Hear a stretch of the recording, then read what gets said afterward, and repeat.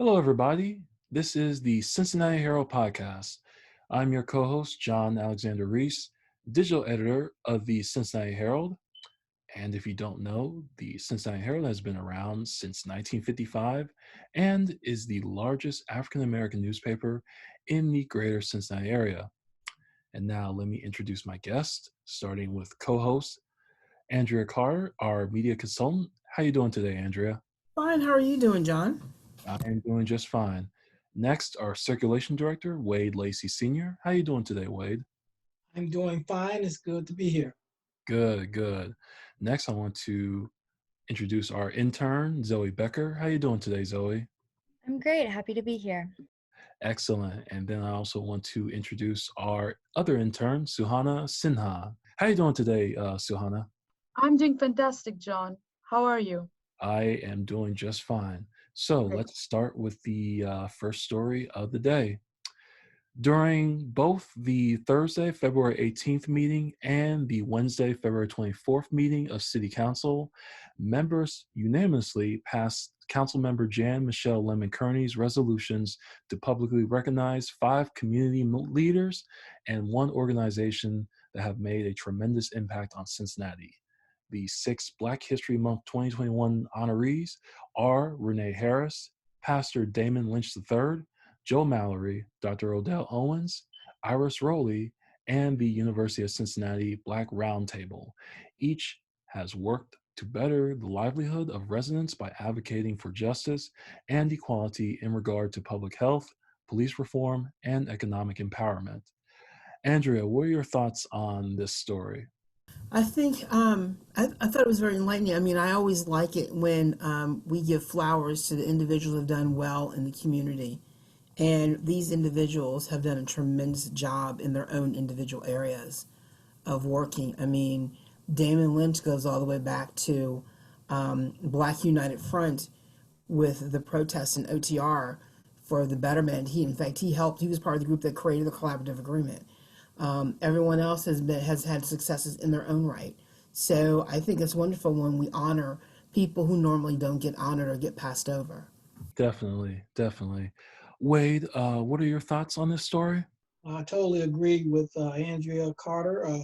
This group of people they've been in the fight for a very, very long time. Each of the individuals, if you look back, you probably can go back at least 20 years or more with their service to the community. So I think it's an excellent choice. Definitely. Zoe, what are your thoughts? I agree with everything that's been said. It's really important to recognize these important leaders every month of the year, but it's great that the work that's being done in this community and these leaders who are really doing crucial work in all different industries are being recognized. Good. Suhana, what are your thoughts on this story? John, this is fantastic to see that community leaders are getting awarded and recognized.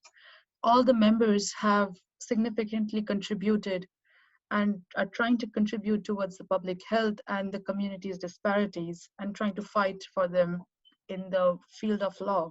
In the circumstances, it's amazing that till date that people are coming in together and trying to make a balance or uplift their community. And in these circumstances, it's great that they are awarded and recognized because this, in a very big picture and in upcoming years, champions the image of the community and puts a good face, which is, I often hear young children say that they don't have good role models. I am happy that more people are recognized as community leaders from the Black community, and this could serve as a great example for those children. So true. And moving on to our next story. According to a statement from his daughter, Vernon Jordan, a civil rights activist and former advisor to President Bill Clinton, has unfortunately passed away at age 85. After stints as field secretary for the Georgia NAACP and executive director of the United Negro College Fund, he became head of the National Urban League, becoming the face of Black America's modern struggle for jobs and justice for more than a decade. Andrea, your thoughts on the passing of Vernon Jordan? Vernon Jordan is an icon in the Black community for the work that he did, not just with the Urban League, but for everything that he did throughout his career. I really got to know him when he was around Bill Clinton. And during Bill Clinton's presidency, I got to really know Vernon Jordan and hear him speak and see all the good things that he's done. I know that he elevated the level of what someone could be an advisor on a presidential level, because you don't get to see it all that often. And to see Vernon Jordan have the ability to go in the White House and talk with Bill Clinton was something to be proud of and to see. So true. Wade, what are your thoughts on the passing of Vernon Jordan? Really sad to see him go. You're a baby boomer. You knew who Vernon Jordan was and the role that he played in the struggle. Unlike Martin Luther King and some of the other people that came along before him, they were more, excuse me, they were more like national leaders. But Vernon Jordan to me was more like a father figure.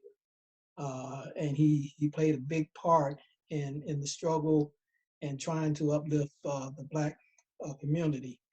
What a lot of people forget is that he was shot. I think it was 1980. He was actually shot. Guy tried to kill him.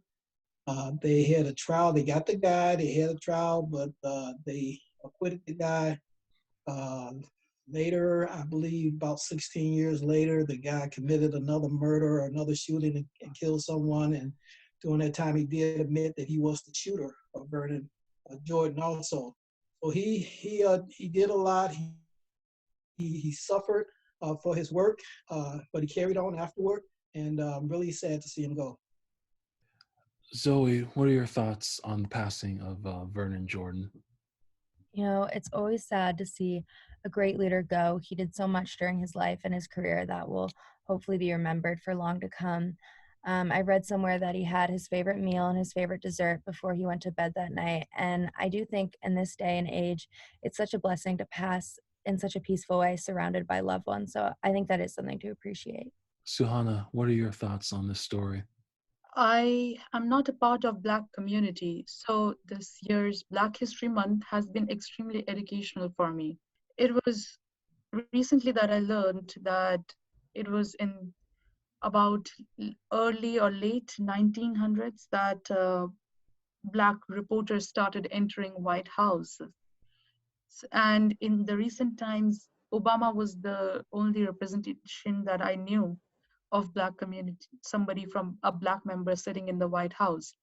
I never knew who was Vernon Jordan, but knowing that he passed away and learning about the contribution he made alongside Bill Clinton in the White House makes me feel very happy, but at the same time very sad that now he's gone.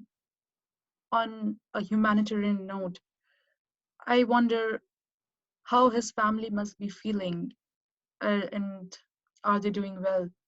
But also at the same time, I am honored to know that he served so well to the community that even after he's gone, his legacy will be long remembered. And many young men and women would follow his footsteps and represent themselves well in the White House. So that's my take on it. Now, moving on to our next story. The FDA gave an emergency use authorization of a one-shot coronavirus vaccine by Johnson & Johnson this past Saturday, marking the third coronavirus shot allowed to be administered to Americans. Johnson & Johnson said that it expects to have 4 million doses of the vaccine ready for shipment this week. Unlike the Pfizer and Moderna vaccines, which garnered approval in December, the Johnson & Johnson vaccine comes in one dose. Andrea, your thoughts on this story? Well, I like the fact that there's a third type of vaccine available to get people vaccinated as soon as possible. So that's going to help everyone feel a little bit more comfortable about getting back to somewhat normal life, so to speak. I think it's sort of like it's going to be a different expectations on Johnson Johnson's vaccine, where it's only one shot compared to Pfizer and Moderna, which is two shots. But from what I understand, with Johnson Johnson, you may have to go back each year and get another shot, where with Pfizer and Moderna, it's every 2 years and possibly you just need a booster.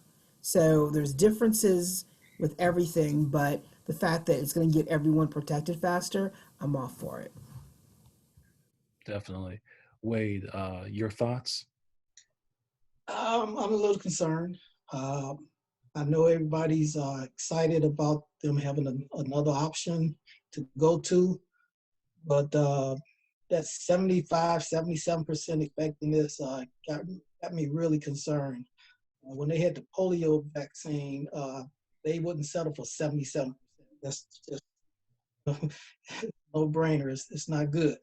The other thing that concerns me now is as we go along more and more, as time passed, they're getting us ready, it seems to me, to start taking these vaccines on a yearly or every other year, whatever the case may be. It seems to be that's what they're putting in our brain right now. I'm concerned. I guess I don't want to say it's a money grab, but it could be. And again, with the Johnson & Johnson, I'm not sold on it. Okay. Zoe, what are your thoughts on the Johnson & Johnson vaccine? Yeah, so my mom actually works for the company. So for the past year, she's been 24/7. Her and her team have been super busy. And I definitely understand a lot of the concern, but Johnson & Johnson, they studied their vaccine after the virus had already mutated, whereas the Pfizer and Moderna vaccines were studied prior to the mutation of the virus. So I definitely do see the benefits to the J&J vaccine. But then again, I'm just excited that another vaccine is available and on the market. Yes, yes. Suhana, what are your thoughts on the Johnson & Johnson vaccine? Agreeing with Zoe, I see there is a benefit of having multiple options for taking your vaccine, and this certainly indicates that there will be enough dosage to provide everybody in the country. But at the same time, I agree with Mr. Wade that I'm not sure about the effectiveness, because the article reads that it has only 66% effectiveness in completely preventing the disease. But I don't think the tests would have been, the vaccination would have been even circulated if it was not completely safe. So understanding the apprehensions of the community and apprehensions of the people and people who are naturally worried about taking vaccines, I think it's a fair opportunity, because the problems we are facing are greater. But at the same time, it's good that we have a vaccination option, and Johnson & Johnson is a very trustworthy community, a very trustworthy company, and they have been functioning for years now. I don't think they will try to release any kind of product which will tarnish their image. So completely relying on goodwill, I think this will just work well. Definitely. And our final news story of the day, which was done in collaboration with WCPO 9, many Black-owned businesses across the country have suffered greatly during the COVID-19 economic crisis. The National Bureau of Economic Research found that 41% of Black-owned businesses shut down between February and April of 2020, compared to 17% of white-owned businesses. Andrea, you read the story. What are your thoughts on this? Well, I think Black businesses have taken a hard hit during COVID because a few of them got PPE loans, but a lot of them didn't. Everyone had to be creative and innovative to survive this, and change business models, change how they serve their customers, change their thinking, get used to new technology. Which everyone else had to do as well, but Black businesses were hurt a little bit more, and some even opened up, just, take the next step and just went ahead and opened up shops, hoping that, they would get some customers that are hanging around their house. I think it was a very good eye-opening story that was done with WCPO. And I think they did a very good job of noting that, these businesses are here to help and serve as much as anybody else. Wade, what are your thoughts on this story? It's a great story. Not only did it open a lot of eyes about the struggle that these small companies are going through, but it also gave them some of these companies exposure that they weren't seeing before. It introduced them to a lot of people. So it's a great story. I hope that they are able to survive this. It's very hard for a new business. It doesn't have all the resources from a company that's been in business for several years to be able to make it through something like this. So my heart goes out to them. I hope they are successful, and I just pray that we all can get through it. Zoe, your thoughts on this story? I also really like the story. I think it's a really hard time to be a business owner during this time, and it's something that we as consumers don't really think about as much as we should. We're scrolling past ads on social media and we're like, oh, I hate ads, like clogging up my feed. But product promotion is really quite necessary to make a name these days because, we're not walking around and window shopping anymore due to the coronavirus. But I think as the 1-year anniversary of the first lockdown approaches, consumers and business owners alike are hopefully getting more used to navigating this online space that has really replaced our day-to-day. Suhana, what are your thoughts on this story? I feel it was a very well written article. It covered all the aspects of statistics and giving us the reasons why the community and the businesses suffered. In my opinion, my heart goes out to the families who own these businesses and the employees who are part of these businesses, because having no money can be an emotionally very difficult time, especially during pandemic. I'm certain that with the vaccines coming in and a year of pandemic, we are getting used to living our lives and the business will eventually resume. But it was a very hard hitting time and nobody should really go through, because I'm a college student and I face difficulty every time I struggle to pay my rent. And I could not imagine when you invest your time, energy, and money in creating a business, and eventually you have to shut it down because of pandemic, because of low sales, and whatsoever reasons. But I'm hopeful that the businesses could resume and people who had to shut down their stores permanently found a way to navigate through their lives. And it's terrible. I wish we could provide them more help and resources, but I'm not sure what has been provided to them yet. Thank you. Yes, of course. And if you want to support all of these Black businesses, we actually have a list of Black businesses on our website, www.thecincinnatiherald.com. Well, I must say, this was a fascinating discussion. I want to thank all of my guests for coming on the show today. Thank you, John. Thank you for having us. Great show. Thanks, John. Thank you, John. No problem at all. And make sure to check out these stories and plenty of other stories on our website at www.thecincinnatiherald.com. And you can also check out our print edition, which is sold at Kroger, UDF, Walgreens, Joseph Beth Booksellers, and at select service stations. Plus, you can follow us at the Cincinnati Herald on Facebook. You can also follow us at Cincy Herald on Twitter and Instagram. Plus, you can follow us on YouTube. Just search for the Herald TV. And you can also follow us on our TikTok channel at the Cincinnati Herald. And folks, we are still in the pandemic, so make sure to wear a mask, wash your hands, and practice social distancing. I'm John Reese, and this is the Cincinnati Herald Podcast. Have a good day, everyone.